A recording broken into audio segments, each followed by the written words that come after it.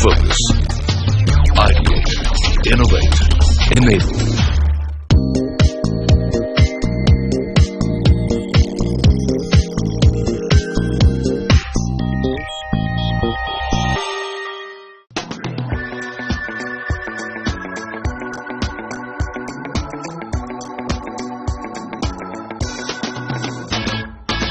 In 1981, a group of international parents started a school with 12 students at the American Consulate in Mumbai in a bid to make it easy for students to transition from one international school to the other.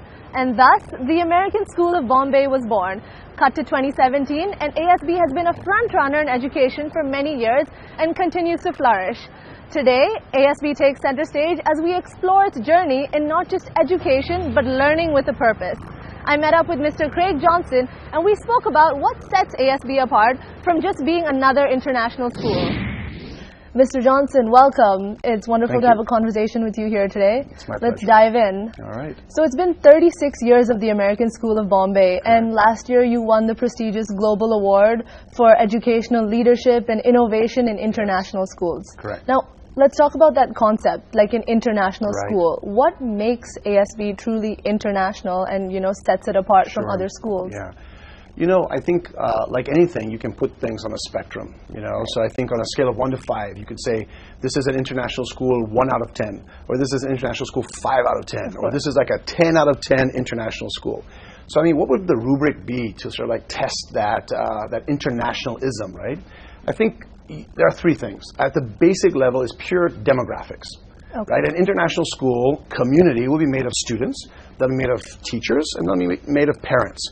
So the more international that mix is, I think that the higher score a school would get on the internationalism. But it's a very superficial level. That's just basically you're talking about nationalities, ethnicity, citizenship, etc. One of the key components of that would be the faculty. Right, an international faculty. And once again, we're not talking about an international faculty because they're Kiwis or they're Aussies or they're Americans or they're Brits. We're talking about the pedigree that they bring to the table. Are they international citizens that are products of international schools that have taught in international curriculum coming to India to teach an international student population? For instance, imagine a non-cricketer who's never played cricket in their life trying to coach cricket. Okay. They may have studied it, they may have watched it, they may have read all about it, but they've never really been a cricketer. Right. So for an international teacher, there is that sort of pedigree that has to happen. So I guess the bottom level, it's the demographics. A little bit above that would sort of be the international curriculum. And for that, we can talk about, A-levels, O-levels, the international baccalaureate, middle years program, etc. But also the way in which the curriculum is taught, the international pedagogy. When you talk about international pedagogy, there are certain pedagogies, whether they're Korean or they're Swiss or they're Finnish or they're Canadian, that just are more effective ways of teaching. So a real international school will pick and choose and create a menu of what are the best technologies, both human and otherwise, to create the highest level of student learning. So the pedagogy, the curriculum, the assessment. Many school systems and many national systems have an end-of-year exam. And then the very top level to truly test an an international system of education would be the culture of the school. Right. So when the community comes together, what are the norms? Are they pulled together because of the norms of a singular nationality? Are they behaving like a group of Brits would behave? Are they behaving like the Canadians would behave? And there are nuances there. Or have they adopted a cultural norm that is truly international? And you can say, well, what is an international norm that way? Yeah. Really, you're talking about simple things like, friendliness, politeness, helpfulness, courtesy, kindness. Those kinds of things are international. The way in which we react with each other. So demographics, just by looking at a population, the way in which the teaching and learning takes place, and lastly, the culture that binds a community together. Okay, and like you were saying, so ASB has a plethora of ethnicities in the student body as well as the teaching faculty. It really has expatriates from all over the globe. Correct. So can you elaborate on some of the endeavors taken by ASB to make that transition from one international school to the other a lot smoother? Yeah. Great question. You know, for instance, we have 52 nationalities represented in the student body. And when you talk about 52 nationalities, you're not talking about like one Aussie, one Kiwi, one Korean, one Chinese. You're talking about, you know, cohorts. Right. We have obviously a large U.S. citizenship. We have a large Indian national population. In fact, one of the strategic objectives of the American School of Bombay right now is to increase that Indian base from, right now I think we have 15% Indian nationals, and we want to take it up to 20%. Okay. So we're out there really picking and choosing, you know, who are those Indian families that would get a lot out of the American School of Bombay and yet really give back to this internationalism. So we have these cohorts, you know, the Germans and the Aussies, etc. So that's sort of there. But when people still, the teachers come, we spend a lot of time taking a look at the teachers that we're recruiting. We spend about 40 hours per faculty hiring. Wow. We spend 40 hours in interviews, 40 hours of reference checking. We want to make sure that when the teachers arrive from wherever we're hiring them from around the world, 95% of our teaching faculty are international passport holders. So when they arrive in Bombay, and they're in the classroom with kids, we don't want any loss of time. We want them to hit the ground running. Right. We bring them several weeks ahead of time to acculture them to the norms of the American school, to ASB. And then also we have to get them to fall in love with India and Mumbai. Right. One of the key components of hiring a faculty is, are they ready not to just appreciate India, but to embrace India? Because if you're not embracing India, you're staying here for 3 years and leaving. And we really want our faculty to stay, you know, 6 years plus. So we spend a lot of time on that fit. To answer your question about who's really going to embrace India, they're going to grow, they're really going to reach out, India's going to have an impact on them. And of course, are they in line with the very international expectations of the American School of Bombay? Right. So ASB has really set the benchmark in, you know, 21st century education in India as well as the world. So tell me about how the school has managed to take schooling beyond schooling and sort of propel it into the future. Great question. In education, because every child, theoretically, in the world is going to go to a school. Yeah. Schools kind of have a monopoly, and they can actually remain very set back in their ways. Now, tradition is a good thing. When you're hungry, you want to go and get a traditional biryani. You don't want maybe sometimes a new, novice, sort of cutting edge, you know, biryani. I want real old school biryani because I have an old school appetite. But in schools, the irony is sometimes old school is not producing the kids and the graduates and the learners that need to move into these cutting edge, innovative 21st century markets. Okay. The first premise would be sort of like cut, keep, and create. In other words, what are we currently doing? And I'm talking, Elixir, we're doing this on a monthly basis. What pedagogies, what curriculum, what practices are we currently doing that we need to cut? In other words, they are no longer relevant for the kids that are going to be graduating next year. Or in some cases, you know, imagine if we were to teach these 5-year-olds the same curriculum in the same way that we taught their parents, how irrelevant in education we would be. So cut, done. Then what do we keep? What is still relevant today and is going to be relevant tomorrow, and what do we do to keep that, and how do we tweak it? And I'm talking again about everything from what books should be taught, how should they be taught, how should math be taught, how is coding and engineering and STEM and drama and vocal music and CSR, what are the most current and relevant ways of doing that? And lastly, the third piece over there is to create.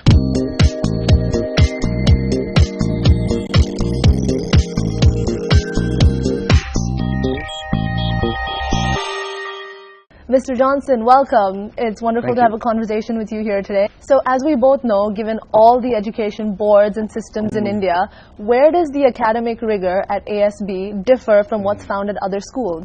Many times, my generation, and perhaps even today, you would get homework that would have 50 fractions. So you have to do 50 fractions, and that's rigor, because it is the quantity of work that you are going to do. There are students who don't need any more practice on fractions. They have mastered fractions. What they now need to do is to transfer and apply the fraction learning. Right. So this rigor is quantity.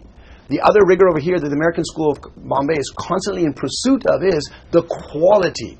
And the rigor there is also a lot of autonomy. Oftentimes, a rigorous assignment or a rigorous curriculum is where the child is frustrated with their ability to engage in it. They are not being spoon-fed it. They are not memorizing it. They do not have a textbook to support it. They're having to go around and actually create the knowledge, construct the knowledge, and then apply it and transfer it. That's rigorous.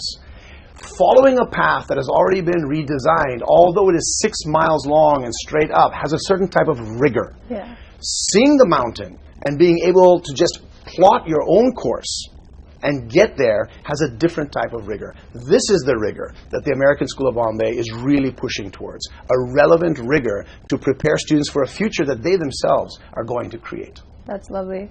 And I believe a key facet in ASB's approach to cultivating this well-rounded individual that you speak of is giving them the ability or encouraging them to continuously inquire. Yeah. So take us through that process. Well, again, I think most international schools, if they're following the IB curriculum or the PYP curriculum, there is the unit of inquiry, you know.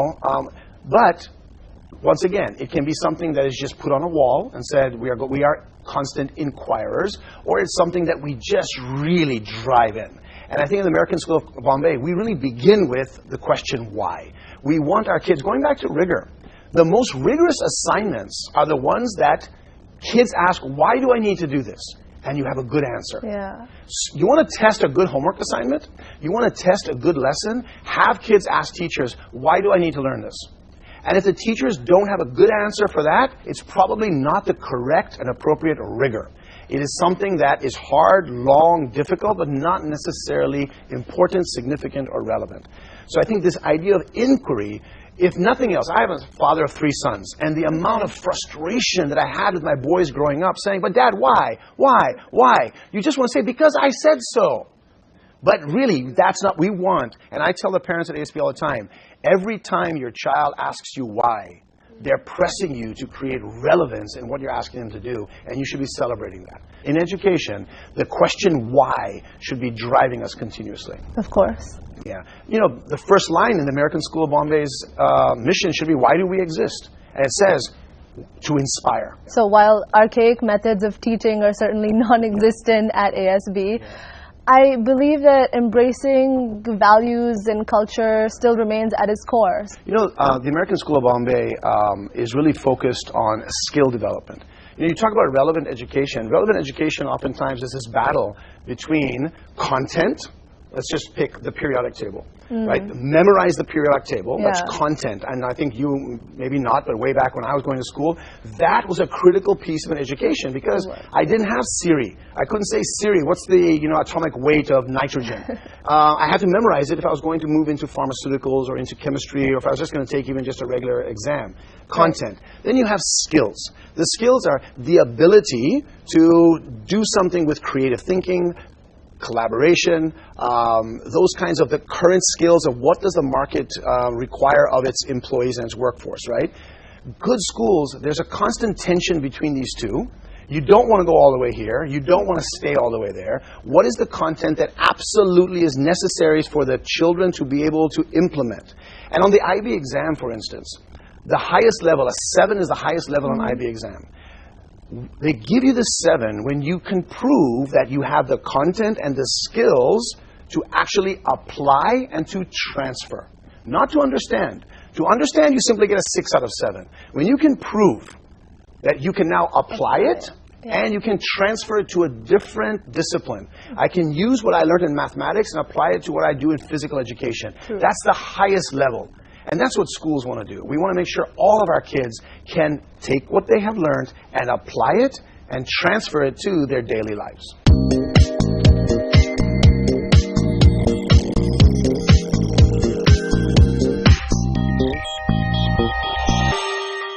So let's talk about life after ASB. So where does this kind of education find these students, these expatriate students and non-resident Indian students? You know, I think you can strip schools down to their base, and really the base is preparing young children to transfer to another phase of their lives. And they need to be as well equipped and as well prepared to do that. One of the core pieces of our mission statement is the pursuit of dreams. And it's a very aspirational, lofty thing, right? Is that we, the adults in the organization, are going to inspire our kids to pursue their dreams. What's And we could print that and put it on walls, and we could talk about it in interviews, and it would not have a life. The important thing is that, to answer your question, how does the American School of Bombay prepare these kids to then go to the world stage, is what is your dream? And oftentimes, kids don't have a dream. They have somebody else's dream. Yeah. Or they have not had enough opportunities to even begin to think about the, to use your word, plethora of dreams. Because all they have been surrounded by were engineers. All they have ever heard at the dinner table is engineering. Therefore, what is their dream? Engineers. But they have never held a music instrument. They have never made a movie. They have never coded a game. They have never been offered the opportunity to play really competitive badminton. Right. So the American School of Bombay has this obligation to expose our students to all the pathways of potential dreams. Then they begin to see what their talents are, what are their passions, what are their affinities. The world is a stage for our kids because they're going to take center stage and they're not going to play the play by somebody else's script. I would love to know what are some of the plans for ASB in the near and distant future. Yeah. You know, if we really push relevancy and we say, what are we going to cut, what are we going to keep, and what are we going to create, you really end up with every child should have an individualized educational path. Because every single child is better or not as strong in mathematics or reading or writing or emotional skills or public speaking or acting or music. And so really, at the apex of the best schools is how far can you individualize the educational program and learning for my child. So to that end, the American School of Bombay, I'll just throw 3 things out at you that we're doing right now. One of them is we are in the process of designing what we're calling micro schools. All right, so a micro school would be a school within a school. So we're going to have these cohorts of students that are in a micro school that are put together. Many of them will be different ages, but they will spend 2, maybe 3 years. This is the ultimate dream, which we're moving towards. Years together in a micro school that focuses the performing arts. So they will have a focus of the performing arts, but in that, by the time they are in 9th grade, when they're finishing their micro school, they would have met all the expectations of a 9th grader in mathematics, science, language, foreign language, physical education, etc., but with a focus of performing arts. Then we have another one in STEM and engineering. So going back to this, who are those 20 kids that really want to become engineers? But we need them to do physical education. We need for them to speak Spanish. We need for them to do... So how do we design a curriculum to meet all of those benchmarks and all those standards through a pathway of engineering or performing arts? So the American School of Bombay really is pushing towards an inclusive model. We want children that are in 6th standard and they are doing math at a 10th standard level.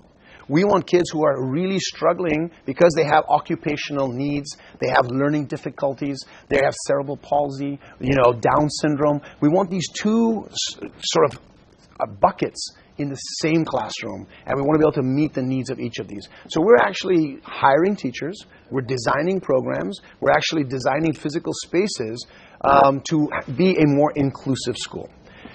We would not do this, maybe, if we were in New York City. Okay. Because there are schools in New York City that meet this end very well, and they meet this end very well. Yeah. But in Mumbai, in India right now, we feel the American School of Bombay, because of how much resource we have, and because of the quality and vision of our faculty and our parent community and our board of trustees, we say, this is our time. This is our time to actually create a true microcosm of the world. Are we really international when all of our kids are, although very ethnically, they're very different, but they're all kind of similar learners? Yeah. Or can we broaden that inclusive model? So the 2 things that we're thinking about the future, so this idea of micro schools that really presses this individualization and becoming a much more inclusive school for a wide variety of learning styles and abilities. Thank you, Mr. Johnson. It was wonderful speaking to you. It's my pleasure. With students and teachers from all over the globe, we got to witness firsthand how ASB celebrates the diversity of its community at its Festival of Nations. The annual Festival of Nations is just one of the many ways ASP celebrates its extensive student body. The campus transforms into a multicultural area buzzing with students, faculty and parents who come together to represent their countries in a creative way. Each nationality came together to enthrall the audience and showcase their specialities for the families to enjoy. The annual fest is much awaited every year and offers slices of culture from across the globe. The American School of Bombay is Mumbai's own myriad of cultures, located in the heart of the city, thriving on the individualities of its students and seeking not only to educate but empower them and help them recognize their full potential.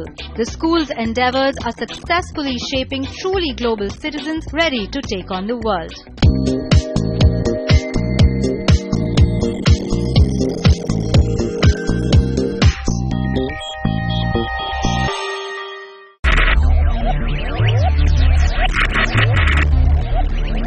Focus. Ideate. Innovate. Enable.